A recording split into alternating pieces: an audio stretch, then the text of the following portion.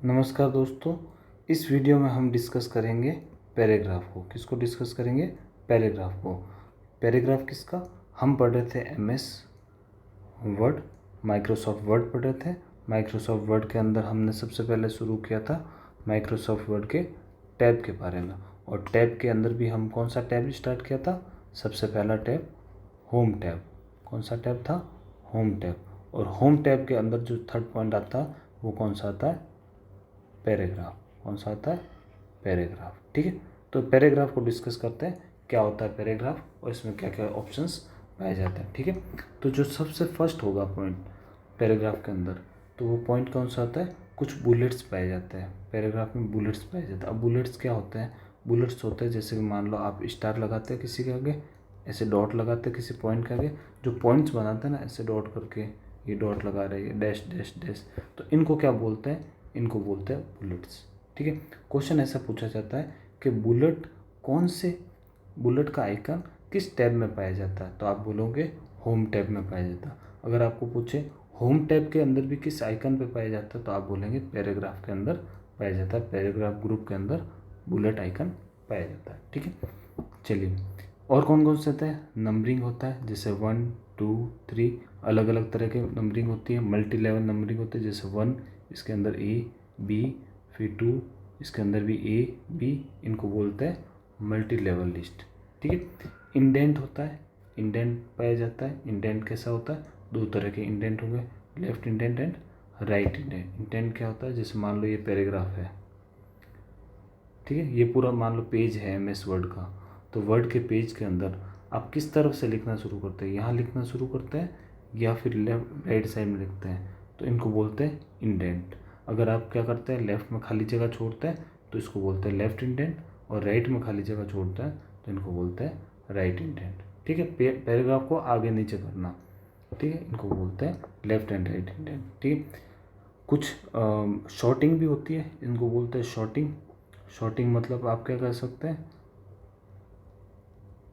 इनको बोलते हैं शॉर्टिंग। शॉर्टिंग मतलब आप ए से जेड तक, ए से जेड ऐसे पढ़ना चाहते हैं, या जेड से ए लिस्ट ऐसा पढ़ना चाहते हैं, तो ये आइकन भी किसके अंदर पाया जाता है? पैराग्राफ के अंदर। और क्या होता है? शो और हाइड का आइकन होता है, स्पेस बार की जगह होती है। शो और हाइड कहाँ कहाँ स्पेस बार है उनको दिखाता है, और कुछ एंटर की जगह डैश वगैरह होता है, ये भी शो और हाइट के अंदर शो होता है। ठीक है, तो ये सब किसके अंदर थे? पैराग्राफ के अंदर। और पैराग्राफ के अंदर क्या होता है? तो इम्पोर्टेंट जो चीज़ आती है पैराग्राफ में वो क्या होता है? अलाइनमेंट। पैराग्राफ का अलाइनमेंट। अलाइनमेंट का मतलब क्या होगा कि पैराग्राफ को आप कैसे लिख रहे हो? जैसे मान लो ये आपके पास कोई भी वर्ड का पेज है, तो पैराग्राफ को आप इस साइड लिख रहे हो, या फिर पैराग्राफ को आप इस साइड लिख रहे हो, या पैराग्राफ को सेंटर में लिख रहे हो, या पैराग्राफ को आप पूरी तरह से बांट के लिख रहे हो। ठीक है, तो इनको बोलते हैं इंडेंट। तो हॉरिजॉन्टल और वर्टिकल दो तरह के इंडेंट होते हैं। हॉरिजॉन्टल मतलब क्या हो जाएगा आपके? हॉरिजॉन्टल मतलब क्षैतिज। कैसा इंडेंट? क्षैतिज। और वर्टिकल का मतलब ऊर्ध्वाधर। दो तरह के इंडेंट होता है। ठीक है, हॉरिजॉन्टल क्षैतिज, क्षैतिज का मतलब ऐसे, तो ऐसे में क्या होगा कि एक लेफ्ट हो सकता है, एक राइट हो सकता है, एक बीच में सेंटर हो सकता है, और जस्टिफाई यानी बराबर बांटा हुआ। जस्टिफाई यानी बराबर बांटा हुआ, इस तरह के हॉरिजॉन्टल के अंदर अलाइनमेंट पाया जाता है। ठीक है, वर्टिकल के अंदर क्या होगा? जैसे मान लो वर्टिकल की लाइन ये, तो एक टॉप हो सकता है कि टॉप में टेक्स्ट लिखे, यहाँ पे कोई लिखा नाम, या फिर आपने नाम क्या लिखा सबसे बॉर्डर में लिखा, या फिर आपने क्या लिखा सेंटर के अंदर लिखा, या पूरा आपने सही से बीच में अलोंग द पेज पूरा बांट के आपने जस्टिफाई कर लिया। तो ये चीज़ें पाई जाती है वर्टिकल अलाइनमेंट में। ठीक है, चलिए जो बाय डिफ़ॉल्ट अलाइनमेंट होता है, क्वेश्चन ये भी पूछा जाता है बाय डिफ़ॉल्ट पेज का अलाइनमेंट क्या होगा? तो आप बोलेंगे पेज का अलाइनमेंट क्या होगा? लेफ्ट टॉप के अंदर। यानी लेफ्ट टॉप का मतलब क्या? हॉरिजॉन्टली रूप में लेफ्ट होगा, और वर्टिकल रूप में ऊर्ध्वाधर रूप में टॉप के अंदर होगा। ठीक है, यानी इस साइड में आइकन या पैराग्राफ पाया जाता है। चलिए एक लाइन स्पेसिंग का भी पैराग्राफ के अंदर ही आता है, लाइन स्पेसिंग। तो बाय डिफ़ॉल्ट अगर लाइन स्पेसिंग पूछे तो 1.15 पॉइंट की लाइन स्पेसिंग होती है बाय डिफ़ॉल्ट। ठीक है, 1.15 पॉइंट की बाय डिफ़ॉल्ट लाइन स्पेसिंग होती है। कैरेक्टर की स्पेसिंग अगर आपको कैरेक्टर में, मान लो ये क्या है, क्वेश्चन ऐसा पूछा जाता है कि कैरेक्टर में के बाद आप स्पेस दे देते हैं तो वो क्या बन जाता है। मान लो मैंने यहाँ पे एक कैरेक्टर लिखा ए, यहाँ कर्सर था, अब मैंने यहाँ स्पेस दे दिया, तो अब ये ए क्या बन गया, वर्ड बन गया। ठीक है, और अगर वर्ड के बाद में मैं अगर फुल स्टॉप लगा दूँ तो वो क्या बन जाता है, सेंटेंस बन जाता है। सेंटेंस के बाद में मैं वर्ड रैप कर दूँ, यानी सेंटेंस को पूरा पैक कर दूँ, तो वो एक तरह से क्या बन जाती है, लाइन बन जाती है। और लाइन के बाद में मैं अगर एंटर दबा दूँ, कीबोर्ड का एंटर की दबाऊँ, तो वो क्या बन जाएगा, पैराग्राफ बन जाएगा। यानी वो नेक्स्ट पेज पे आ जाएगा, नेक्स्ट पॉइंट लाइन से शुरू होगा, तो एक तरह से वो क्या बन गया, पैराग्राफ बन गया। ये थोड़ा ध्यान रखने वाली बात है, समझना इस चीज़ को। ठीक है, नेक्स्ट आगे लेते हैं। चलिए, और कौन कौन से टैब होते हैं जो कि अपने पास पैराग्राफ के अंदर पाए जाएंगे, तो हम बोलेंगे एक टैब और कौन से होंगे, बाय डिफ़ॉल्ट टैब, यानी एक टैब होता है। देखो टैब खुद ही क्या है, टैब है। जैसे कीबोर्ड के अंदर आपने देखा होगा,